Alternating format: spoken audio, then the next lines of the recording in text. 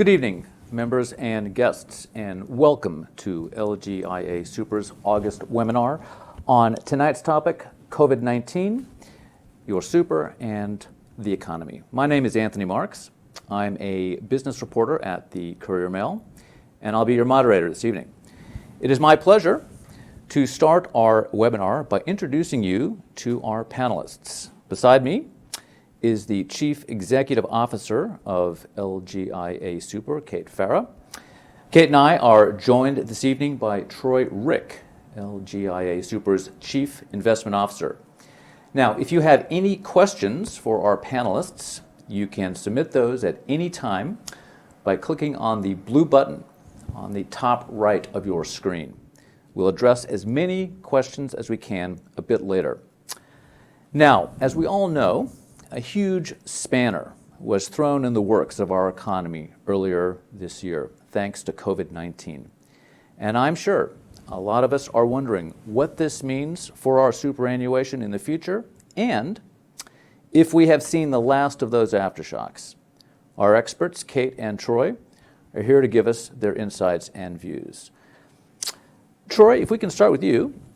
As the Chief Investment Officer, your job is to decide where members' money is invested and how the fund reacts when there are shocks in the market. That is a big job, managing $13 billion worth of life savings for 75,000 people. So what did you do as the COVID-19 events unfolded? Yeah, thanks, Anthony. That's a great question. So our starting point here is always going to be to hold a diversified portfolio of assets on behalf of the membership. We want to diversify across share markets and property markets. We want to hold some cash and bonds. We want some infrastructure and other types of assets and exposures as well. We also want to diversify our holdings across different geographies and different styles of management. So as we headed into the end of 2019 and the start of 2020, it was the shares component of that portfolio that we were most concerned about. Prices were great, returns were great in that portfolio as well, but we thought that valuations had started to become stretched. Prices were running ahead of earnings, and we began trimming our share market exposure. Now, as COVID-19 became a much bigger issue for the economy and for financial markets in particular, we went hard and we went early on raising cash in the fund. Cash is a really valuable asset to have during a crisis. It provides some stability. It also provides flexibility and generates opportunity. So we started selling down our hedge fund portfolio and some of our alternatives to raise cash in the fund. We also sold some Australian dollars to buy some US dollars, some euro, yen and sterling. By holding some more foreign currency, it just helped diversify some of the risks that we were seeing. And as the crisis unfolded, we saw government bond yields continue to fall, so the prices continued to rise for government bonds, and we used that opportunity to sell down some more government bonds and raise yet more cash. So we've actually built up a nice little war chest now of cash in the portfolio, and we're redeploying that as we see better investment opportunities come across the desk. Now, as financial year 20 washed up, returns for our diversified options were positive, and that's a good outcome for members. No one likes to lose money in their account. Nobody. It was also a relatively good outcome compared to a lot of super funds out there. But we're never going to be happy with that outcome. We want to do much better this year. Fair enough. Now, when you say you saw some parts of the market as being overvalued, why did you believe that, and what did you look for? That's a good question. Valuation can be a tricky thing to talk about. So let's talk about the simplest possible measure of valuation. All we're thinking about here is the price that you pay for $1 of future earnings in the share market. Now, all else being equal, the higher that ratio, the greater the price you pay, the lower your future expected returns are going to be.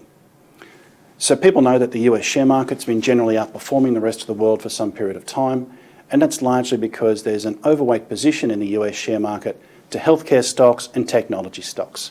So I'm talking about Facebook, Google, Amazon, Tesla, Apple, Netflix, and so on. So we've held an overweight position in global shares relative to domestic shares for a long time. And within that global portfolio, we've also been overweight in healthcare and technology stocks, so-called growth stocks. So the returns there have been very good for members. But in recent times, we're starting to see that valuation ratio, that price you pay for $1 of future earnings, becomes stretched as prices have begun to rally dramatically. So we figure it's time to take some profits on that exposure. So we've been selling down some of those global shares, and also within that mix of global shares, we've been selling down some of those growth assets to buy more value-related assets. we're bringing some of that money home and we're buying some in the local share market here, which hasn't performed anywhere near as well in recent times. Okay. Kate, let me turn to you. As well as being the leader of the fund, you're also a qualified economist. And based on what you're seeing in the economy, do you think we've seen the last of the volatility, or do you think that this state of uncertainty and fear is going to continue? Yeah, thanks, Anthony. That's a really important question for our members. So first of all, I just want to say that I think that Troy and his team did a fantastic job through the very difficult first half of this year that we saw, shepherding the fund and our members' money through the incredible down and then up that we've seen in the markets. I think the down and the up is actually the most important thing to remember. So whilst we had a really big crash earlier this year in the equity markets, it was very sharp, but so was the rebound. And I think Troy's actually said to me before that it was the sharpest rebound in history. So that is very much driven by the liquidity that governments and central banks have been pumping into economies all around the world to keep them afloat during these really difficult periods.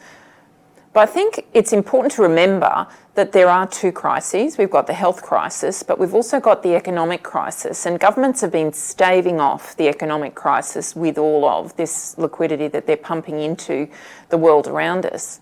And I don't think that anybody believes that that can go on forever. So we think that we're in for a pretty difficult 2021 economically. Even if there is a vaccine and people can go out and can shop and can work normally, the withdrawal of stimulus that you have seen will cause an aftershock around the world, which we think will be quite difficult. And because equity valuations have gone back to being really stretched, as Troy said, as they were just before the end of last calendar year, and in particular overseas, we do think that there will be some more volatility in the market, and we think that it's a good idea for members to be prepared for that mentally as the year unfolds. Thanks, Kate.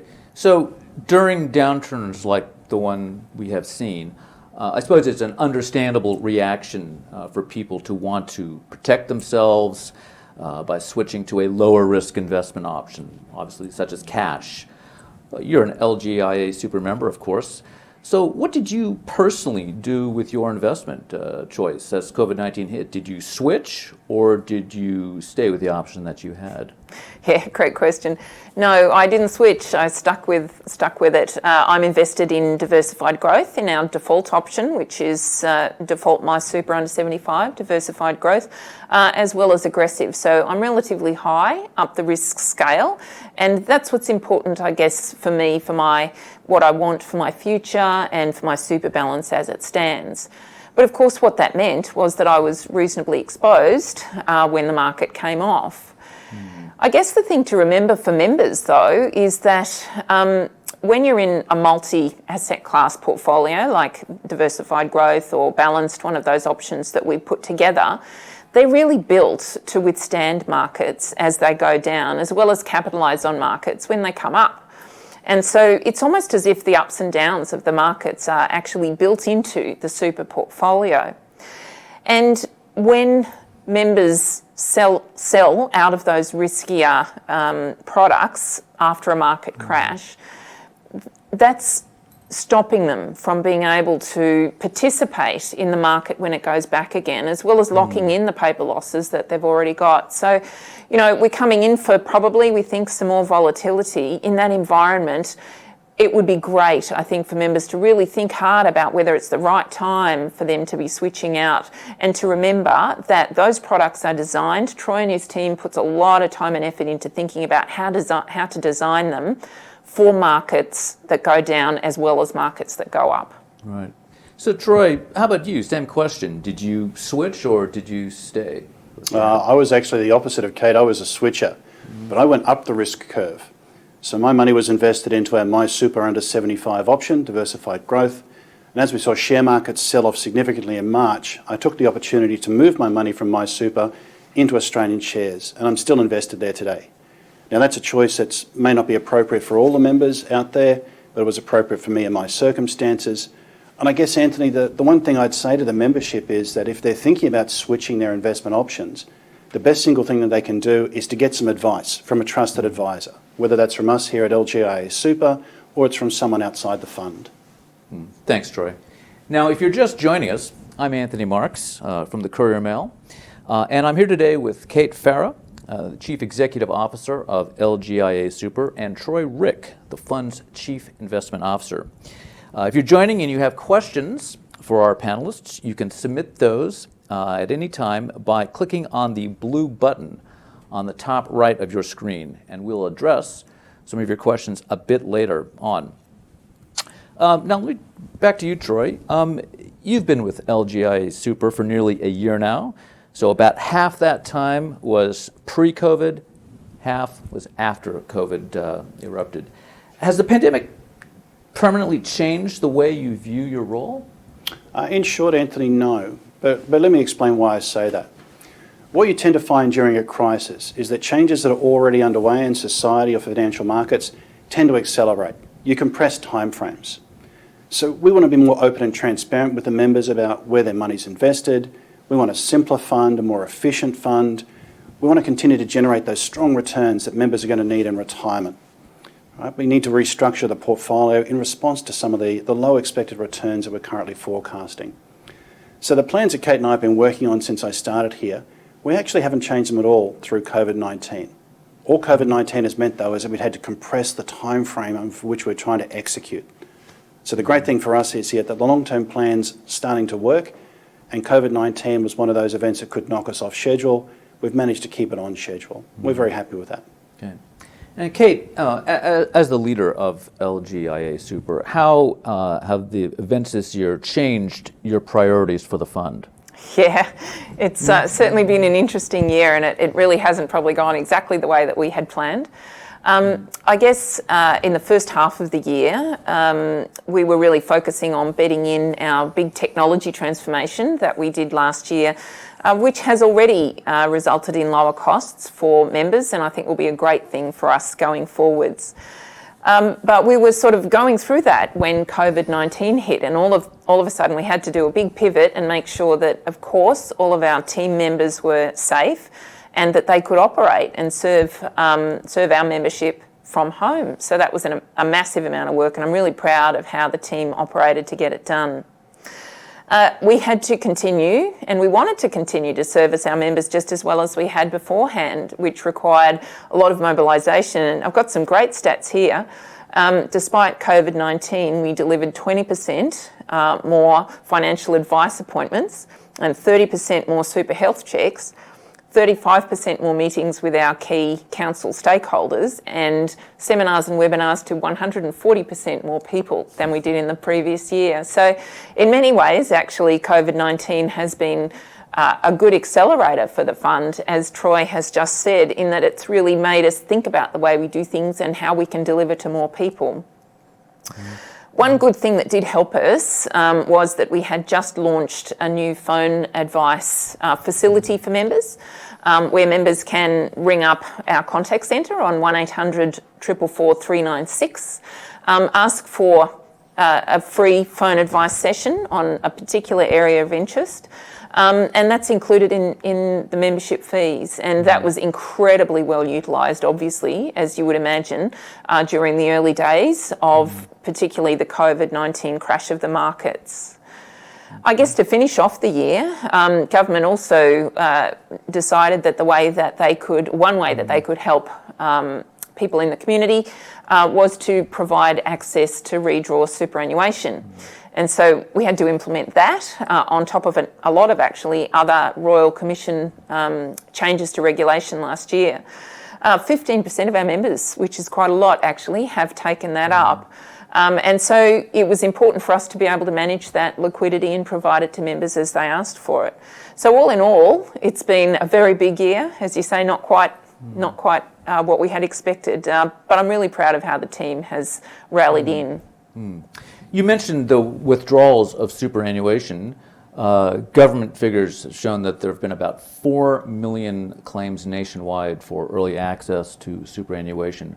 What impact will this have on the industry, and how is LGIA Super impacted by that? Yeah, very topical question, isn't that?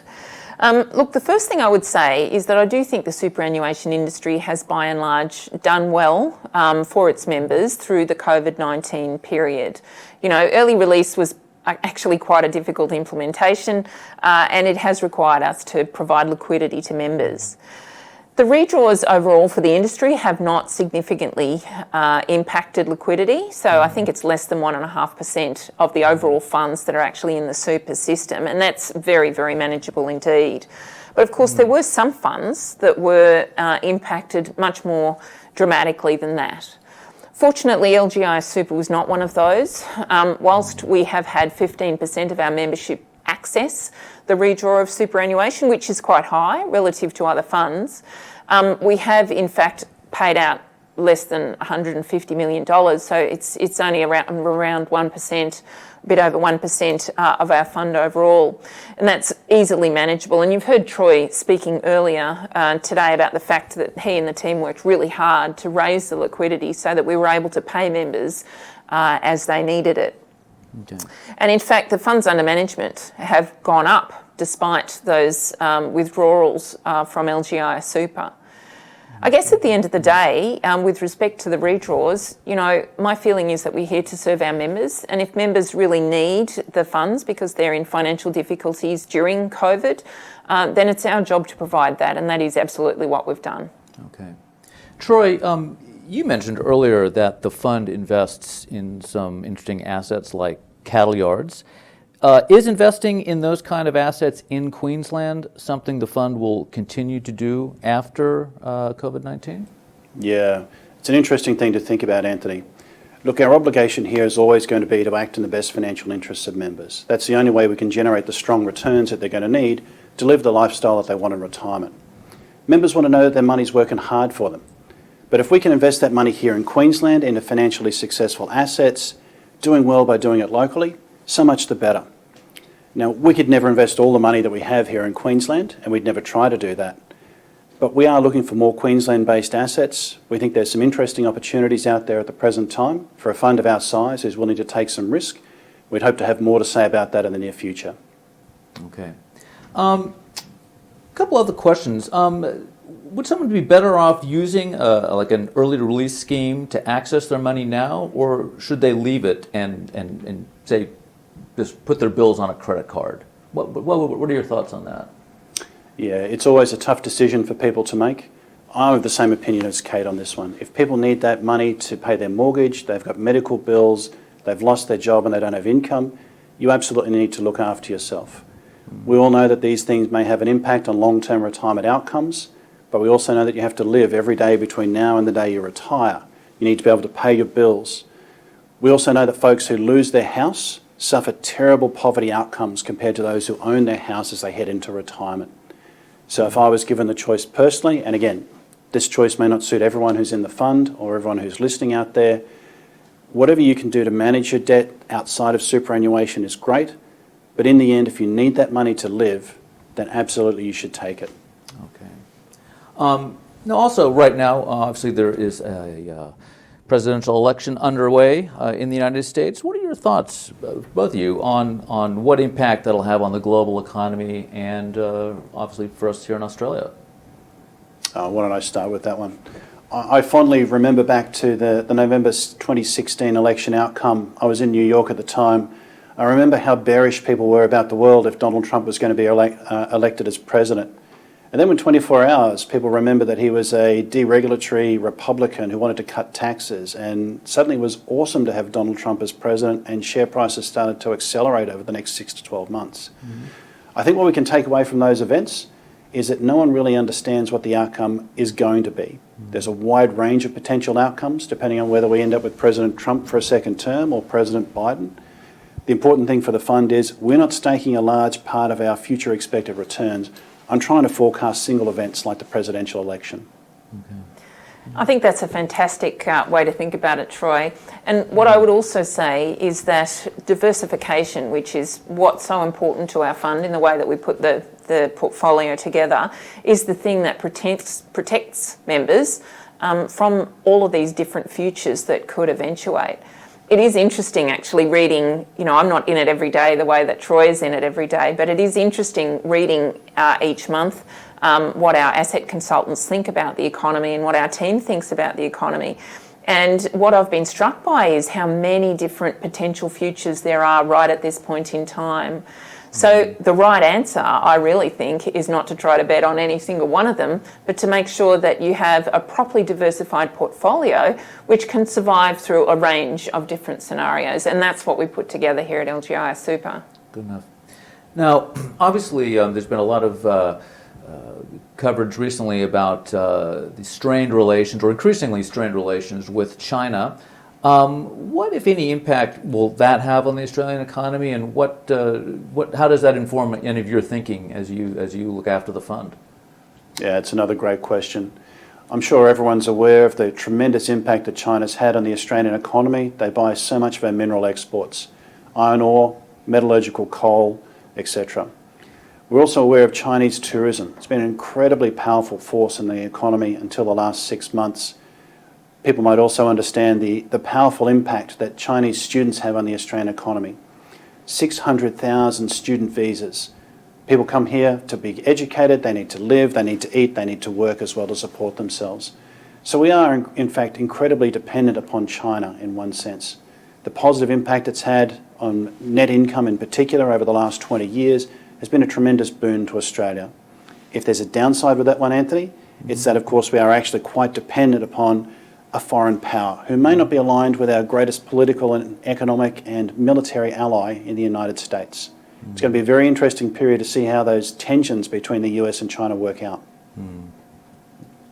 Now, obviously, the price of gold has reached record highs recently, presumably because of instability in markets. Does the fund invest in gold? And if not, have you considered it as an investment? So we don't currently have any gold exposure in the fund, apart from a small allocation to gold shares in the Australian equities portfolio. It's a very difficult asset because there are no cash flows associated with gold. It's very difficult, therefore, for it to put a valuation framework around it. What I can certainly tell you is that in this environment of low interest rates and potentially rising inflation, there are a number of investors out there who are supporting a larger allocation than zero in portfolios. It's certainly something for us to consider, but again, I wouldn't like to bet the future of the fund on making an allocation into gold. If I could also say, one of the things that Troy has really done for our fund is to make us focus even more on income. It's so important as members are going into retirement to make sure that we have, good income asset classes. And as he says, gold is not an income producing asset class. But what we have done is introduced much more focus on different types of income and different types of credit generation assets and put that in the portfolio, which I think in the long run actually serves probably our pension members in particular better as they look to get income out of their portfolios to live on. Okay. Now, back to COVID-19, I suppose sort of a counterintuitive question. Is there any upside to this pandemic? I'll answer that one. Look, one of the things that you do have to be when you're a CEO is an optimist, and you have to be able to reframe. So I really do think that it's important for people to try and work out what we've learned through this whole COVID pandemic. I talked earlier about the fact that we had been able to deliver so much broader and better member services through COVID, and because of the way it drove us to develop, I guess, digital outcomes. And so I think we'll be a better fund having come through this process. I think you can say that about a lot of different companies, actually. I've seen that across the industry as I've spoken to other CEOs. But also, importantly, from an investment perspective, there are big stretches, big changes in valuation that we've seen through the COVID-19 process, and that will give us opportunities to invest as well. Okay. Well, now that I've had a chance to ask my questions, I'm going to give the audience at home a chance to ask yours. If you have a question and you have not already submitted it via the blue button on your screen, it's not too late to do so. So we'll try to get through as many questions as we have time for. Let's see, we'll start with the first one here. It's Vij, forgive me if I'm not pronouncing that correctly. He wants to know, there was a sharp increase in the super balance in mid-July. What was the reason? So let me take that one. We had a wonderful bounce in share markets to start the new financial year. It's been a wonderful thing to watch, obviously, as a member. If you're invested into some of the options that we hold here that have a large allocation to share markets in particular, we're seeing a repeat that now in August. Share markets are already up 5 to 6% through the month of August. It's been a really good start to the financial year for members. Okay. Simon asks, what is the strategy for a potential bumpy ride in 2021 when the government stimulus stops? From an investment point of view, we build these diversified portfolios to try and smooth out some of the ups and downs that members experience. We want to build long-term strategies that are easier for folks to sustain through the short term. Now, we can never eliminate all that volatility or all the risk of a drawdown, but we do know that there are bumpier times ahead. So it is actually an explicit part of the work that we do in our portfolio construction to try and smooth out the worst of those ups and downs. Kate spoke about the importance of staying invested through the peaks and the trough. That's what we're really trying to do here, Anthony. Okay. I think it's also worthwhile recognising that our portfolios are set for a slightly more difficult period ahead. So we are a little bit short on risk assets compared to what you might be over the long run. And we are also, as I said earlier, really focused on income generation assets. So, our portfolio is set up to withstand the shocks as they come through, but also doesn't give too much up as we're going up, and you've seen that in the super balances. Okay. Oliver has got a question for you, Kate. He wants to know, what are the main priorities for LGIA Super in the next couple of years? Yeah, fantastic question. Thank you very much, Oliver, for asking it. The fund has been on an absolute transformation over the last couple of years to ensure that we give the best possible member outcomes and make sure that the superannuation into retirement is exactly what you and what all of our members are expecting and hoping for. So we are going to continue making sure that we deliver fantastic member education. We're working very, very hard actually on our journey into retirement, our conversion into retirement journey, and we'll be delivering that seamlessly across a range of different channels so that members can actually talk to us and get the advice that they need, through an advisor, through our contact centre, digitally, through all of those channels consistently. So we're doing an awful lot of work on making sure that the member experience is as good as it possibly can be. We're also doing a lot of work on our product. So we will be talking to members about how we think the product can be tuned up a little bit. We're doing work on making sure that our structures look slightly different for the pension product than it is for the accumulation product, which is really important, with a particular focus on income, as I said earlier. And overall, of course, we are always improving the delivery of our digital services. So really, overall, it's a wonderful story and a wonderful program that we have planned, and we'll keep communicating that with members and with you, Oliver, as we roll it out. Okay. Rachel, first of all, she says she's enjoying the webinar. That's good. And she wants to know, are you safeguarded against the rise and fall of the market if in a defined fund? Very good question, that one. It is a very good question. So Rachel, if you're one of the lucky members out there who's in one of the defined benefit schemes that LGIA Super manages, congratulations. For those who are unfamiliar with defined benefits, these are the lucky folks whose end outcome, their benefit, is defined by their years of service and a multiple related to their salary. For those of us in the accumulation part of the superannuation scheme, we experience the ups and downs of the market. So if you're in a defined benefit fund, you won't see that volatility in your return to anywhere near the extent that an accumulation members do experience. And again, congratulations on your lucky outcome there. If I can just add to that, LGIA Super's defined benefit funds are in an incredibly safe position. So I just think, for any defined benefit members who are out there and who are watching us today, hello, thank you for joining us. You can be very comfortable indeed that your money is in safe hands and that we'll be able to deliver on everything that you expect out of that defined benefit pension when you ultimately get there. It is a great product, as Troy said. Okay. Isabel wants to know when the stimulus wraps up, will that pose a negative impact on the performance of the investment portfolios? That's a really good question. So the extent to which governments withdraw stimulus, let's talk about JobKeeper or JobSeeker, for example, or their support for various lines of business out there, the timing of that is extremely important. If markets have already anticipated that withdrawal, it's already in the share price, for example, it may only have a small impact. And if the government's doing it at the same time as the real economy is actually coming back to life, businesses are coming out of hibernation, they're starting to re-employ people and grow earnings, so much the better. So it's a really tricky thing to talk about, but the extent to which events have impacts, which are large or small, really depends upon the extent to which people have already anticipated those events. If it's a surprise, it's much more likely to have a big impact. And if I could just say, the one thing that we know for sure is that it's going to be ups and downs. This is something that is tricky, where there's a whole lot of multiple futures that can eventuate, and the market will try and anticipate them, and they'll get it right sometimes and they'll get it wrong sometimes. So that means there's going to be ups and downs. And, you know, a great message I think that Troy was speaking about, and that from me as well, is, you know, make sure you stay invested. Being invested through through the cycle is a really important part of the way that we put together our portfolios. That's what they're designed to support. Okay. I think we might have touched on this earlier, but Rachel has asked, will our portfolio be impacted by China and Australia's current relations? So that's another great question.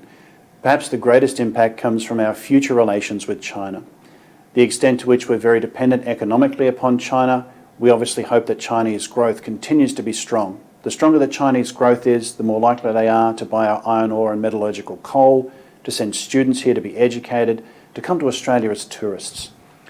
My fervent hope is that the political and geopolitical turmoil that we're seeing at the present time between China and the United States is more posturing than it is a foothold towards military conflict. Military conflicts are not good for financial markets, they're terrible for the economy, and they're absolutely awful for anyone who's involved in them. Okay. Andrew wants to know, will all of the improvements or increases in digital service delivery result in a rise in our member fees?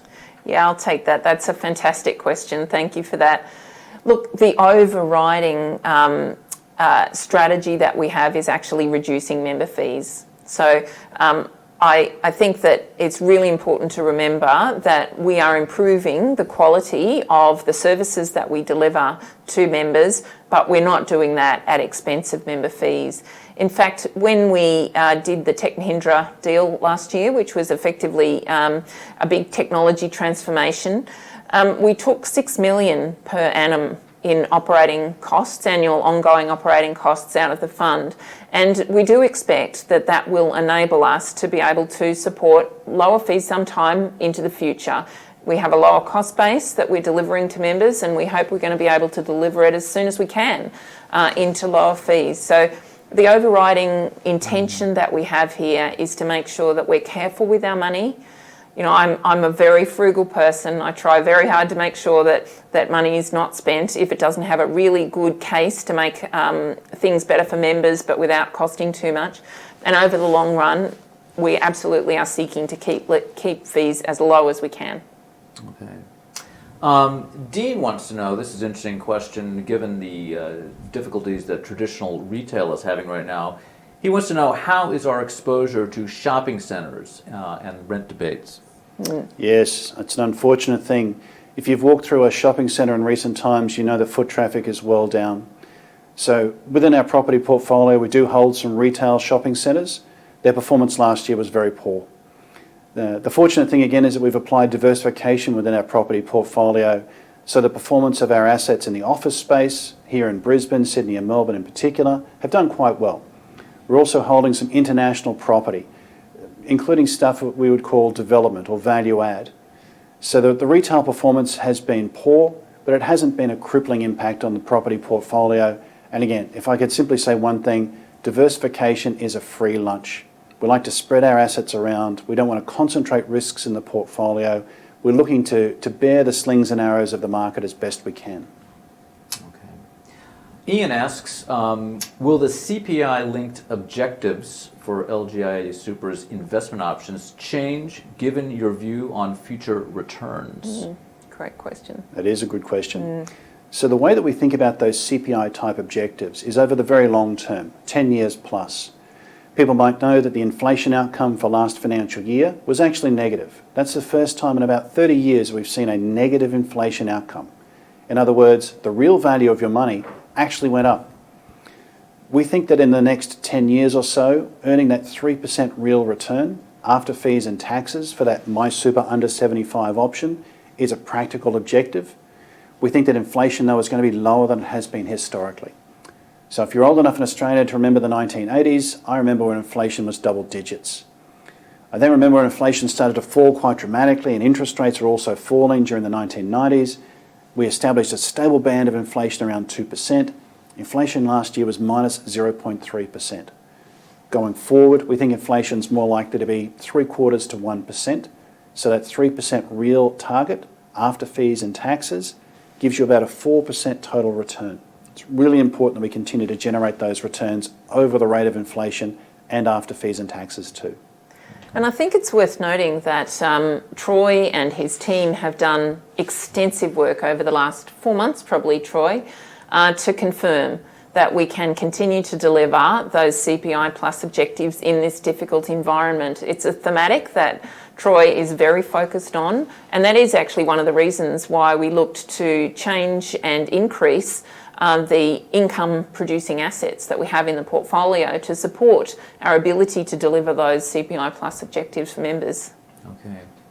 Oliver's got another question. This one's for you, Troy. He wants to know, can I expect many changes to how my super is invested in the coming year or two? That's a very good question, Oliver. So we are currently undertaking a restructure of the portfolio, and it's based around our expectation that future returns are going to be lower than they have been historically. If you've been invested in My Super for the last 10 years, you've been earning 8 to 9% per annum on average.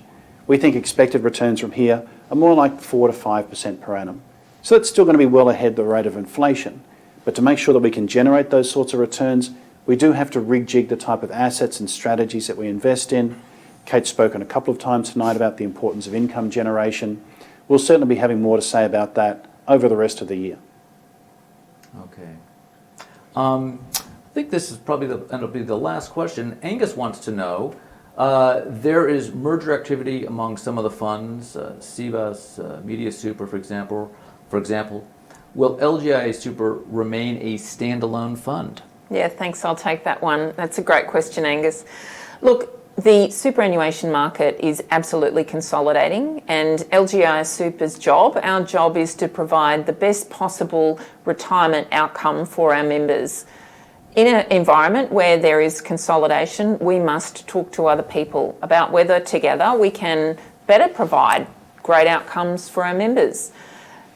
I think the important thing is we understand what is important for our members in what we do. We understand that it's very important that we keep talking to members, that we provide great returns that are well diversified, that can survive through difficult periods in the market as well as take advantages of upturns.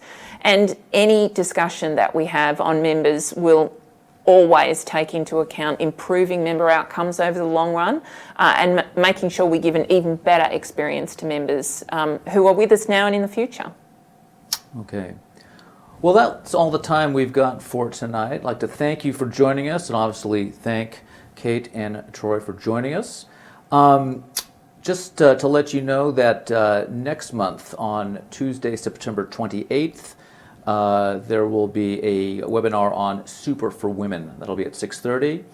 Also, a copy or a video of this session will be available on the LGIA Super website in about a week's time. But that's it for now. Thanks for joining us.